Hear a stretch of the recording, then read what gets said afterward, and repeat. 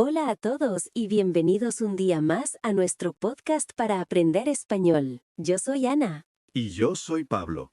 Estamos muy contentos de estar aquí con vosotros para ayudaros a mejorar vuestro español con conversaciones reales y útiles. Exacto. Y antes de empezar, un pequeño recordatorio. Recuerda que puedes activar los subtítulos en tu propio idioma si te resulta difícil seguir la conversación en español, pero intenta escuchar sin ellos primero. Es un buen desafío. Eso es. Bueno, Ana, ¿de qué tema interesante vamos a hablar hoy? Cuéntame, te veo pensativa. Pues mira, Pablo, el otro día, mientras volvía a casa del trabajo, vi un cartel pegado en el tablón de anuncios del centro cívico de mi barrio. Buscaban voluntarios para una jornada de limpieza en el parque municipal el próximo sábado.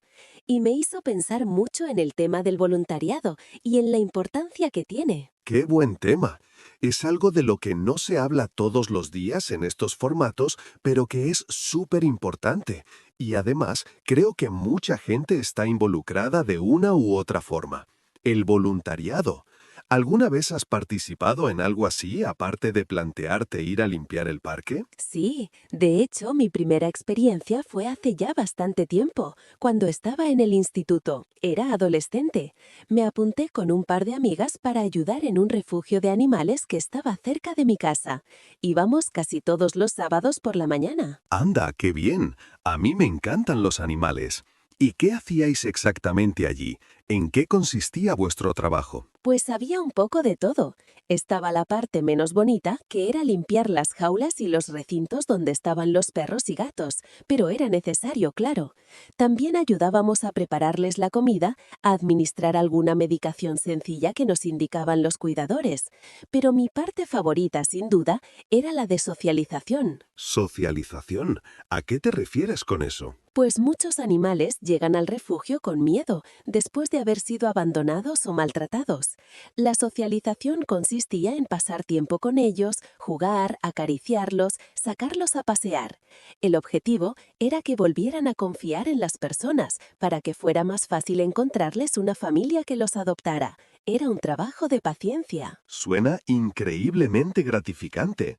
Tiene que ser muy bonito ver cómo un animalito que al principio te tenía pánico, poco a poco se acerca y te empieza a mostrar cariño. Uf, totalmente. Recuerdo un perro mestizo, un poco mayor, que se llamaba Nico. Llevaba mucho tiempo en el refugio y era muy desconfiado.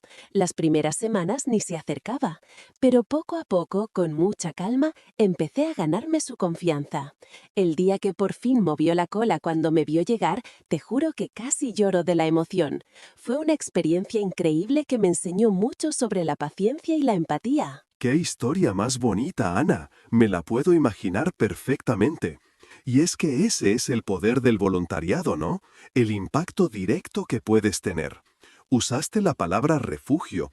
Para quienes nos escuchan, un refugio de animales o una protectora de animales es un lugar donde cuidan a animales abandonados, perdidos o que han sido rescatados, con el objetivo final de encontrarles un nuevo hogar. Es un albergue, pero para animales. Exacto. Gracias por la aclaración, Pablo. A veces también se oye la palabra perrera, aunque suele tener una connotación un poco más negativa. A menudo son instalaciones municipales y, tristemente, en algunos casos, si no encuentran un hogar para los animales en un tiempo determinado, los sacrifican. Los refugios y protectoras, en cambio, suelen ser gestionadas por ONGs y no sacrifican a los animales. Entendido. Es una diferencia importante. ¿Y tú, has hecho algún tipo de voluntariado más formal a través de una organización? Pues mira, si hablamos de voluntariado organizado a través de una ONG con un compromiso a largo plazo, no he tenido mucha más experiencia después de aquella época. La vida se complica, los estudios, el trabajo, ya sabes. Pero sí intento ayudar de otras formas más puntuales. Por ejemplo, participo cada año en la Gran Recogida de Alimentos, que es una campaña que organizan los bancos de alimentos en los supermercados. Ah, sí, la conozco.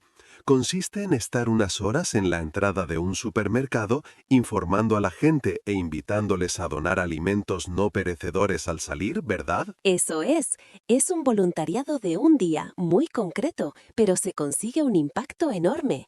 Es impresionante ver la solidaridad de la gente. Para mí, eso también es una forma importante de voluntariado. Por supuesto que sí. No todo el voluntariado tiene que ser un compromiso de ir todas las semanas durante un año. Al final, se trata de ayudar a los demás de forma desinteresada. Has usado una palabra clave, solidaridad. Ser solidario es sentir que los problemas de los demás también son tuyos y actuar para ayudar. ¿Y tú, Pablo, cuéntame, ¿has tenido alguna experiencia o hay alguna causa que te interese especialmente? Pues mi caso es un poco diferente, más informal, como lo que comentabas de las acciones puntuales. Tengo un vecino en mi edificio, Manuel, que es muy mayor y vive solo. Sus hijos viven en otra ciudad y aunque hablan mucho, para el día a día se apaña como puede. Y un día me lo encontré en el portal intentando subir las bolsas de la compra, y casi se cayó. Desde entonces, ya hace un par de años, un par de veces por semana le subo la compra o simplemente bajo a charlar un rato con él. Me prepara un café y me cuenta historias de su juventud. Para mí, eso también es una forma de voluntariado, ¿no crees? Claro que sí, Pablo. Es un ejemplo perfecto. Es lo que llamamos voluntariado de proximidad o comunitario. Es estar pendiente de la gente que te rodea. Lo que haces por tu vecino es fantástico. Es la definición perfecta de echar una mano. Me gusta mucho esa expresión, echar una mano. Es muy gráfica. ¿Te imaginas literalmente a alguien ofreciendo su mano para ayudar a otro a levantarse o a cargar algo? Sí, es echar una mano o arrimar el hombro. Son expresiones que significan ayudar a alguien, colaborar. No es una ayuda profesional ni económica, sino una ayuda amistosa, de persona a persona. Como cuando ayudas a un amigo con una mudanza, le estás echando una mano. O si hay un problema en el trabajo y todos se quedan más tiempo para solucionarlo, están arrimando el hombro. Entendido. Y es que hay muchísimas formas de colaborar.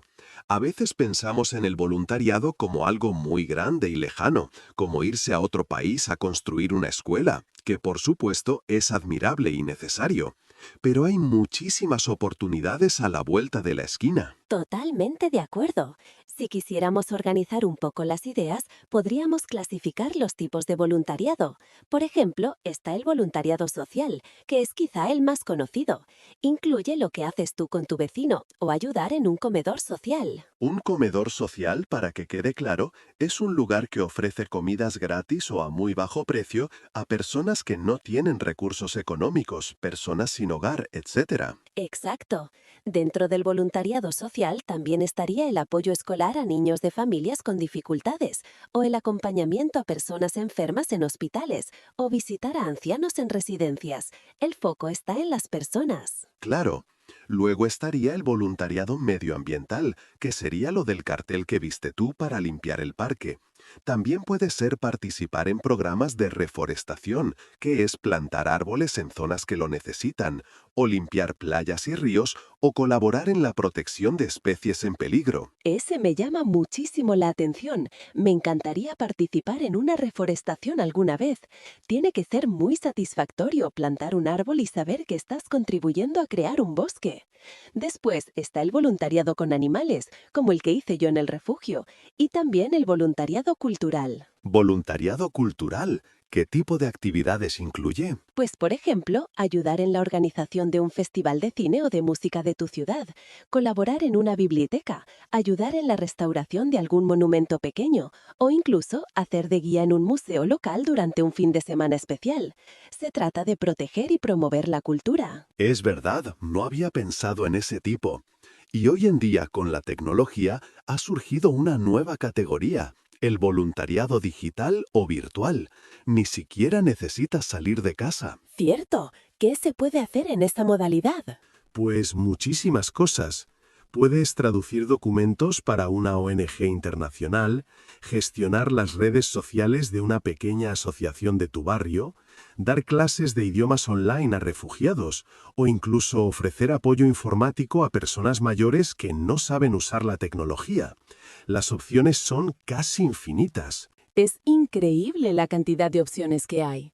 Al final, solo tienes que pensar en qué causas te interesan más, qué es lo que te mueve, qué te gustaría cambiar o mejorar en el mundo. Y a partir de ahí, buscar.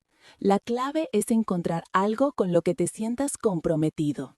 Has dicho una palabra fundamental: comprometido.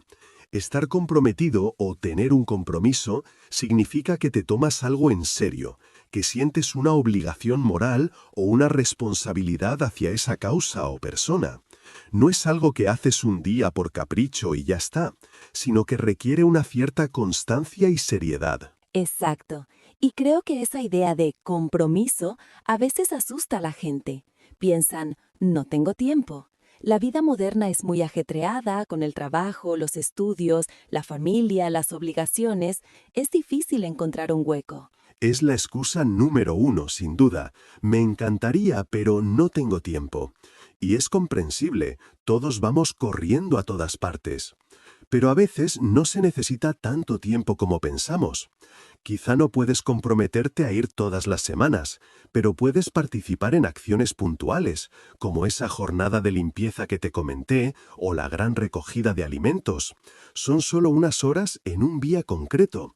Todo suma. Tienes toda la razón. Y aunque no tengas tiempo, a veces se puede ayudar de otras formas, por ejemplo, con donaciones económicas o simplemente difundiendo las campañas de una ONG en tus redes sociales para darles visibilidad. Todo es válido. Al final se trata de aportar tu granito de arena, otra expresión que me encanta. Es una de mis favoritas. Aportar tu granito de arena significa contribuir con una pequeña parte, con una pequeña acción, a un objetivo mucho más grande. La metáfora es genial. Un grano de arena es diminuto, parece insignificante por sí solo. Pero si juntas millones y millones de granos de arena, formas una playa entera, un desierto. La idea es que cada pequeña ayuda, por muy pequeña que parezca, es importante y necesaria. Es una metáfora preciosa y muy motivadora, porque a veces podemos caer en el pesimismo y sentir que nuestros esfuerzos individuales no sirven para nada, que los problemas del mundo son demasiado grandes. Pero no es verdad. Cada pequeña acción cuenta y puede inspirar a otras personas a actuar. Definitivamente. Y más allá de la satisfacción de ayudar, que es el motor principal, el voluntariado también te aporta muchísimo a nivel personal. No es solo dar, también es recibir. Conoces a gente nueva con tus mismos valores, desarrollas nuevas habilidades, sales de tu rutina. Para mí es una experiencia muy enriquecedora. Sí, la palabra enriquecedor lo describe muy bien. Significa que te hace más rico, obviamente, sino en dinero, sino en experiencias, en conocimientos, en valores humanos. Te hace crecer como persona. Por ejemplo, para la gente joven, hacer voluntariado puede ser una forma fantástica de ganar experiencia. Muchas de las habilidades que aprendes son muy valoradas en el mundo laboral. Totalmente. Las llamadas habilidades blandas o soft skills en inglés. Cosas como el trabajo en equipo, la comunicación, la resolución de problemas, la empatía, la organización. Todo eso lo pones en práctica constantemente en un voluntariado. Ponerlo en tu currículum demuestra iniciativa y compromiso, y eso a las empresas les gusta. Pero también hay que ser realistas. A veces el voluntariado puede ser duro, ¿no crees? Dependiendo de la causa, te puedes enfrentar a situaciones emocionalmente difíciles. Sí, sin duda. Si trabajas en un voluntariado social con personas que sufren mucho o con animales que han sido maltratados, como en tu caso, puedes llevarte esa tristeza a casa. Hay una carga emocional importante y tienes que aprender a gestionarla para que no te afecte demasiado a nivel personal. Las organizaciones serias suelen ofrecer apoyo y formación a los voluntarios para esto. Es un punto muy importante. No es solo llegar y ayudar, hay que estar preparado. Pero bueno, creo que los beneficios superan con creces los posibles inconvenientes. Oye, Pablo, ¿y si alguien que nos está escuchando ahora mismo se inspira, se anima y quiere empezar a hacer voluntariado, qué le recomendarías? ¿Por dónde podría empezar a buscar? Muy buena pregunta. A ver, yo creo que un buen primer paso es hacer un pequeño ejercicio de autorreflexión. Primero, ¿qué causas me importan de verdad? Animales, medio ambiente, niños, personas mayores. Segundo, ¿qué habilidades tengo para ofrecer?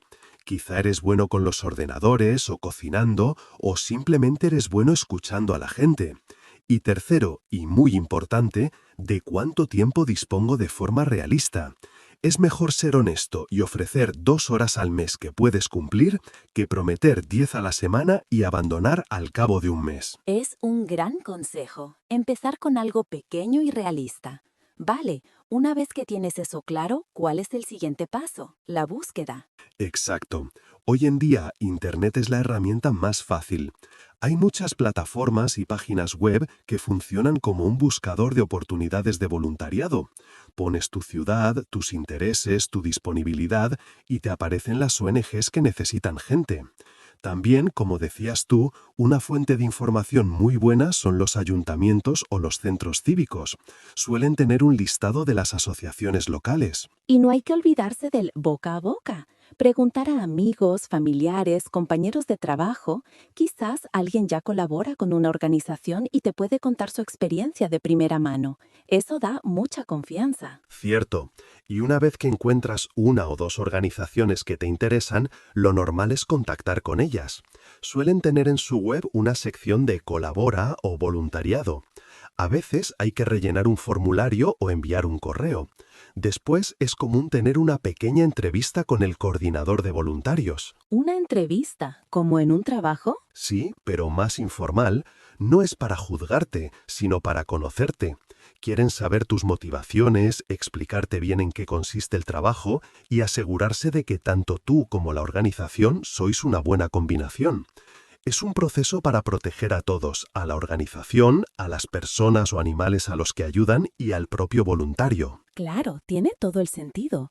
Y supongo que también te darán algo de formación antes de empezar, ¿no? Las organizaciones serias sí. Te explican sus normas, los protocolos, te dan herramientas para hacer bien tu labor. Todo esto es una señal de que estás en un buen sitio.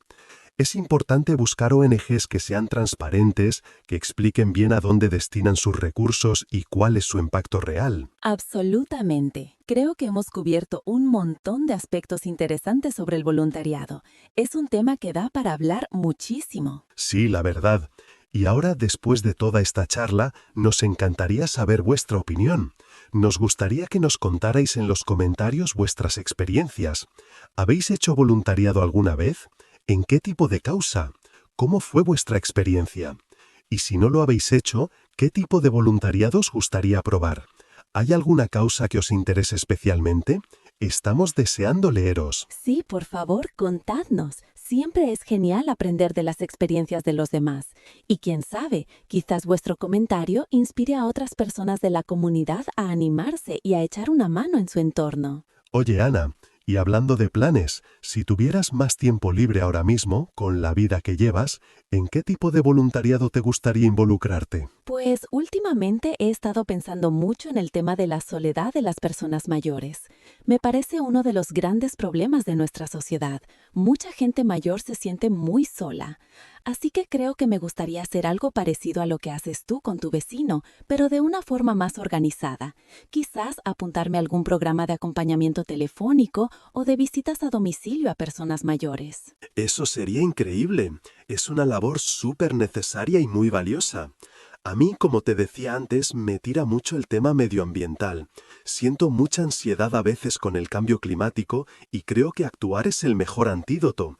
Me gustaría participar en la limpieza de alguna playa o en la reforestación de un monte que se haya quemado. Siento que es una forma muy directa y tangible de cuidar nuestro planeta. Son dos causas muy nobles. Ojalá encontremos el tiempo para llevarlas a cabo pronto. A veces solo hace falta dar el primer paso. Ojalá que sí. Bueno, pues creo que nuestro tiempo por hoy se va acabando, que ya hemos hablado un buen rato. Sí, el tiempo vuela cuando la conversación es interesante. Ha sido un placer hablar de este tema contigo, Pablo. Me ha hecho reflexionar. Igualmente, Ana, y un placer estar con todos vosotros. Esperamos que este episodio os haya resultado útil e interesante, y que hayáis aprendido nuevo vocabulario y nuevas expresiones para hablar de este tema tan importante. Eso es. Si os ha gustado el video, no olvidéis darle a me gusta y suscribiros al canal para no perderos los próximos episodios. Vuestro apoyo significa mucho para nosotros y nos ayuda a seguir creando contenido. Y recordad, dejadnos en los comentarios cualquier sugerencia o idea para futuros vídeos. Nos encanta crear contenido que os sea realmente útil y que responda a vuestros intereses. Vuestras ideas son siempre bienvenidas. Muchas gracias por escucharnos y hasta la próxima. Adiós a todos, nos vemos pronto.